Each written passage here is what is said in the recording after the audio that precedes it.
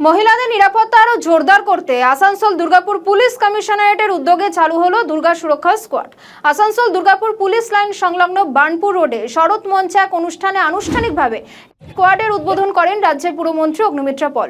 অনুষ্ঠানে উপস্থিত ছিলেন পশ্চিম বর্ধমানের জেলা শাসক সহ পুলিশের অন্যান্য আধিকারিকরা। মন্ত্রী সহ অন্যান্যরা সবুজ পতাকা দেখিয়ে এই স্কোয়াডের সূচনা করেন। সেই ছবি আপনারা দেখতে পাচ্ছেন। উদ্বোধনী অনুষ্ঠানে অগ্নিমিত্রা পল বলেন, প্রাথমিকভাবে প্রায় 10 জন মহিলা পুলিশ কর্মী স্ত্রী শক্তি হিসেবে দুর্গা স্কোয়াডের সদস্য হয়েছেন। 10টি মোটর সাইকেল এবং স্কুটিতে তারা গোটা জেলায় নজরদারি চালাবেন।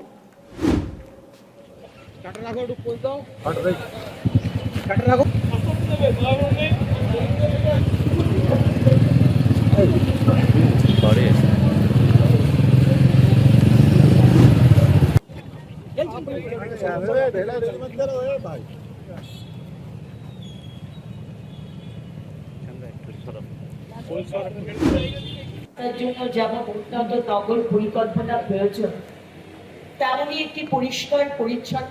তাদেরকে বলতে চাই যে আসুন আমরা টিম হিসেবে কাজ করি, যাতে আমাদের এই জেলাকে আমরা একটি আইডিয়াল পরিষ্কার পরিচ্ছন্নতা এবং ল অ্যান্ড অর্ডার দিক থেকে একটি আইডিয়াল একটা জেলা পশ্চিমবঙ্গের ম্যাপে তুলে ধরতে পারি।